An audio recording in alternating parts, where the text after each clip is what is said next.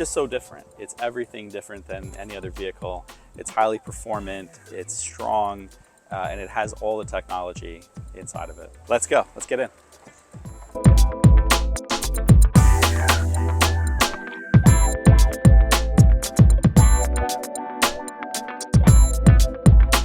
It's very different from other cars. It doesn't have any blinkers or shifters on the wheel itself. And you can see the wheel itself is also different. It's not round. This is a yoke.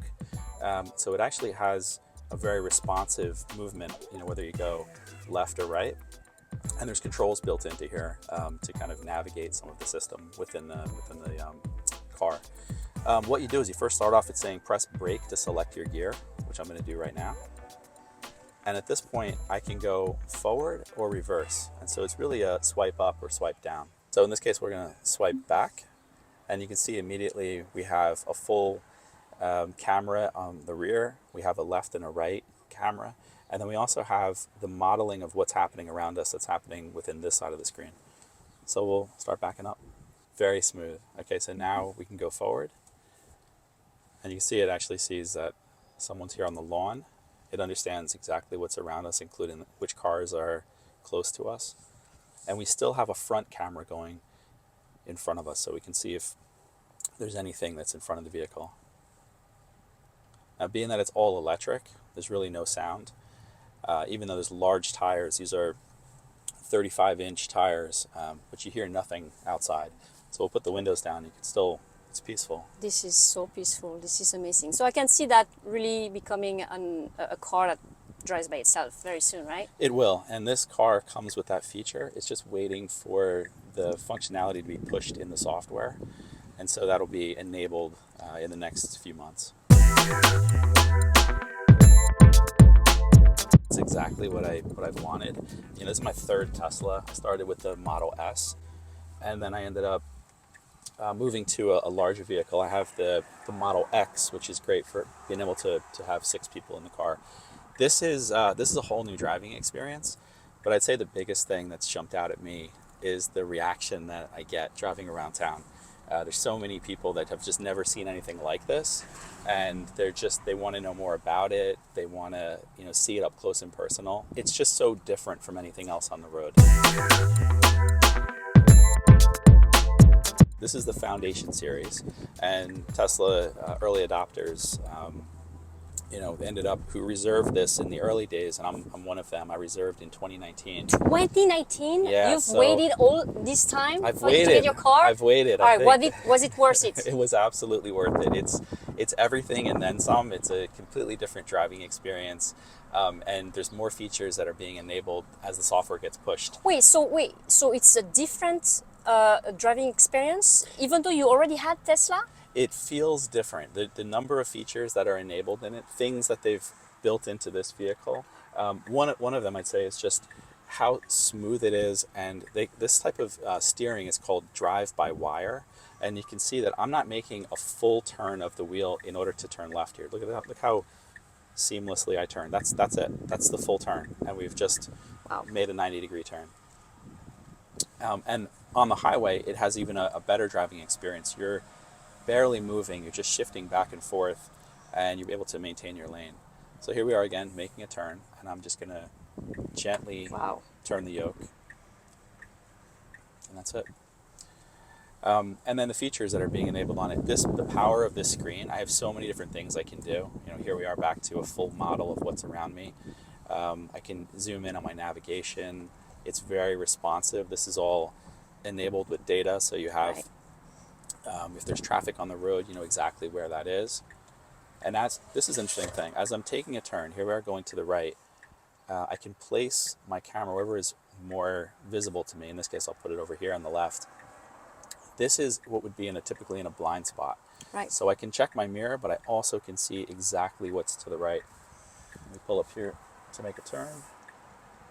And you'll notice that when I complete the turn, it'll go back to the full rear view again. This is great.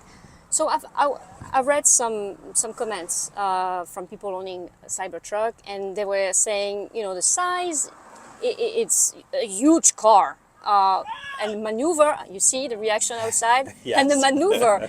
Do you feel that it's a problem for you, or you get used to it?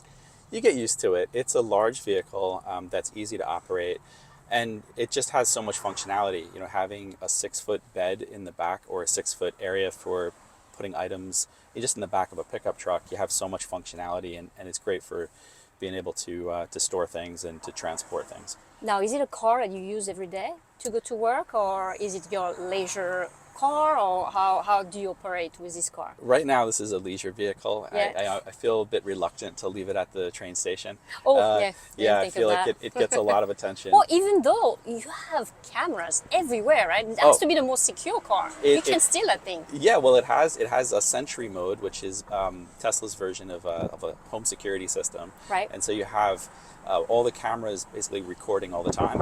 And I did park at the train station a few times. Right. And I have video of all different people coming up and taking pictures next to the car. And of course, no one's Nobody doing anything knows, wrong. right? Yeah. I mean, yeah. Yeah, but they just, obviously are having a good time, and they found a nice vehicle to pose next to. But yeah, it's a really easy to drive vehicle.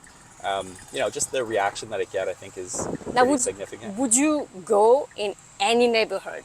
You feel safe in this vehicle? I feel because very obviously safe. I feel very safe. Actually, Yeah. just to that, add a point to this. Recently, the celebrity Joe Rogan Yeah. ended up shooting a compound bow at the side of these things, and because of just how strong the steel is, it ricocheted off the arrow. It's known to be bulletproof to some degree on some Right. handguns.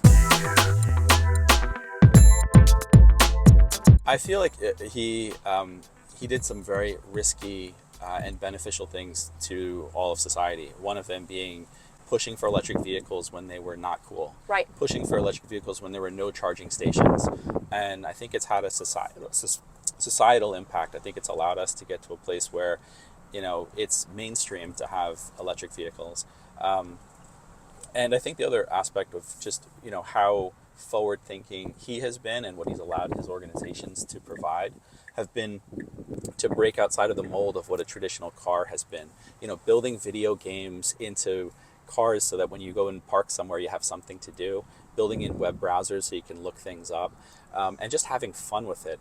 I mean, he ends up building in fart noises into this system, so if you want to just turn this on, at every time you make a turn, it'll make a sound. Oh, stop it. Can you put that right now? Of course, yeah. So let's do it. So let's go into the toy box, and now we're going into here, and fart on turn signal. So as we go up here, and if we go to turn, Okay. sorry. Yeah, so there are just things that are completely different that he's built into his cars. Yeah. I think this is pushing the boundaries the same way that some new innovations, no one adopts all of the features, but they'll love some of the features, and they'll be able to apply these to other vehicles in the future. So the idea about building a car that looks different, that is built with higher quality, this car has features that are designed to allow you to, I'll show you an example here. Let's say we had some kind of issue outside where you couldn't breathe the air. Let's change our temperature, and we can actually bring it down to just a normal 70 degrees. But we also have a biohazard mode, which is a full HEPA filtration. So in the event that there's something, we'll turn it back off, but what you have here is full filtration for something. No one would build this into a traditional car. It's just so different. I think that this car is a bit polarizing in that the vehicle itself looks so different. So it may not have mass appeal, but I can tell you that little kids love it, and I love it. Oh, it's a lot of fun to drive. I think anywhere I go, I get a lot of attention with it, and people want to know more. They want to know, like, what's the story with the vehicle? Is it just a prototype? Do you think you're going to see more of these on the road? I think it's going to have a big impact long term. Now, I know you have 2 kids. Yes. Everybody fits in the car, no problem? For 2 kids, we're good. This is a 5-seater, so my wife rides up front here with me, 2 kids in the back. They have full headroom in the back. There's also a screen in the back where they can watch Disney Plus. Oh. They can watch HBO on that, and yeah, it's a really usable vehicle. And then if we have items that we need to carry, we can put that into the back of the back of the pickup truck. Yeah, I've been an early adopter. So when I first started driving Teslas, I had a Model S, and this is going back into to 2014, 2015. It was difficult to find chargers all around the place. On the East Coast in the U.S., there are chargers all around the highways. Where we are right now, I think in very developed areas, there are chargers in most of the cities. I drive into New York City. I have chargers. I probably have 15 chargers available to me, and they're easy to use. The Tesla's charging network is super simple. There's nothing to tap or to put a credit card in. You just take the cord and plug it into your car. Oh, wow. And that's just it. It works seamlessly. How long does it take to charge this car?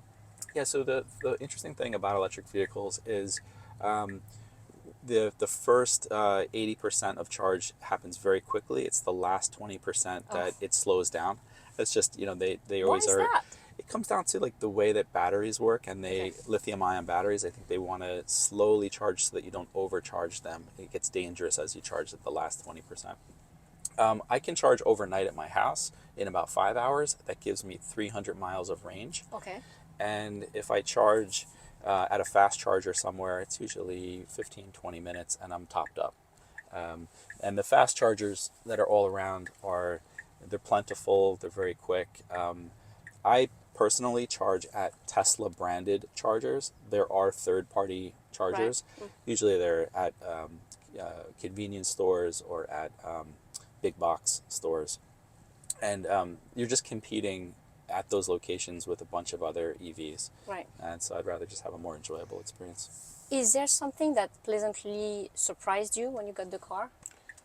I honestly, even after reserving it and looking at a lot of literature, I did not know what to do when I first got in. Yeah. I said, okay, wait a minute, I got this. I'm sure there's something on the screen, but what do I touch here? And as you can see, your indicators here, and to think about, we're so used to clicking an indicator to go left or right. In this case, I use a button to do that, and you just have to retrain yourself. I'd say the other thing is just how performant it is. It's a heavy vehicle. This vehicle is over 6,000 pounds, but it feels like a sedan. It's super easy to drive. I can just gently touch the yoke here, and then I'm, making a change in direction. So, yeah, I think it comes down to, learning how to use the system. I think anyone could pick up what you need to do and how to operate this vehicle pretty quickly. Now, do you see yourself keeping that car forever, or it's in the family for good? That's it? I think this type of car, because it's so different, it almost is like, if you remember the DeLorean from, Back to the Future, and it almost has some similar look to it. This might be one of those collector pieces. Right. So I think I would probably keep it long term. How much did you pay for this car? If you don't mind me asking? Sure, yeah. So this is the Foundation series. So it has all the options. I think there will be a lower cost model that comes out soon. All up to be an early adopter was around $110,000 US. Okay. Yeah.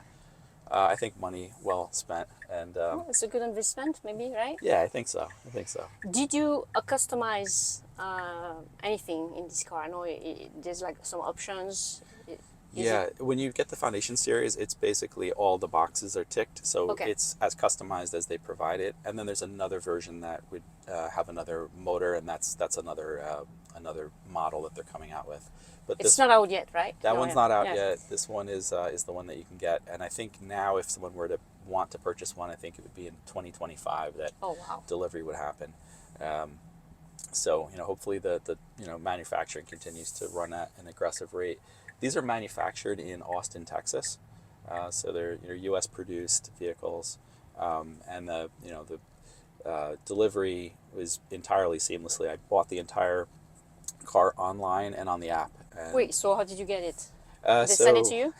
So they send a link. The process is very seamless. You fill out all your paperwork on the website, and then you have your app, and you go down to the Tesla dealership, and they say, "There's your car." Oh, wow. Yeah. Wow. Okay, fine, thank you, I'll take it. There's still some things that occasionally have, have been, I think, a little different than I would have understood them to be. There's just some interesting little quirks about things. But it's a first generation product. Right. One thing I'd say is, you just have to be careful with some of the metal on the corners. Right. It is a little sharp, right? but so don't touch sharp things. Yeah, absolutely. Is there something like for the future versions of it that you wish to see, you would love to see? So I really like this this color and this idea of a stainless steel Right. vehicle. It's so different.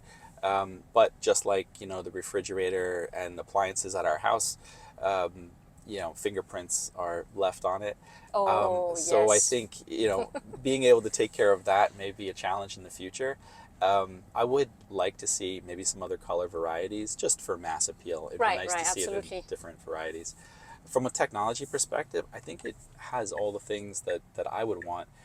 There is one thing I didn't mention that it was another selling factor. You can use this to provide power to your house if you have power loss to your Oh, house. wow. Yeah, so instead of having to buy a gas or diesel generator, you can have power in your vehicle, and you can keep your vehicle plugged into your charger at home. And in the event that a tree falls or the power grid is unavailable, you can run your house off your car. Which happens, when, Yes. especially recently, we've had some crazy weather with lots of winds. So it's Oh. always good to know that the car is here Yes. to provide you with some security features. Is your wife driving it? She has driven it sometimes, and she's also got quite a lot of attention when she's taking it out. The other thing, just as my wife is nearly 5 foot tall, it sits high, and Right. so there's a mode in it that we learned about later, which makes it easier to get in. So there's an entry mode that lowers it down, so it's just very easy to just step into the vehicle, and then you can always obviously bring it back up Right. to a higher level. So once we found that out, it was so much easier for her to jump into Oh, the yeah, driver's absolutely, seat. yeah. Yeah. Wow, this is amazing. So Right. what do you think? Are you looking for one now? No, I'm sold. By the way, you're a very good salesman. Elon, you can hire him. You know where to send the check. No, I mean it's a very very nice car. Driving it, it feels so peaceful. I'm pretty sure you're enjoying it very much. So it was great. Thank you so much for sharing all this with me. Happy to. Thanks for going for the drive. Thank you.